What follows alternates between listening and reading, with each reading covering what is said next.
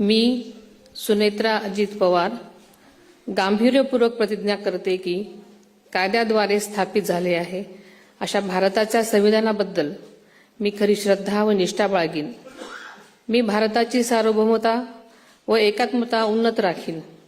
मी महाराष्ट्र राज्याची उपमुख्यमंत्री म्हणून माझी कामे निष्ठापूर्वक व सद्विवेक बुद्धीने पार पाडेन आणि संविधान व कायदा यानुसार सर्व तऱ्हेच्या लोकांना मी गांभीर्यपणे व निपक्षपातीपणे तसेच कोणाच्याही विषयी ममत्वभाव किंवा आकस न बाळगता न्याय वागणूक देईन.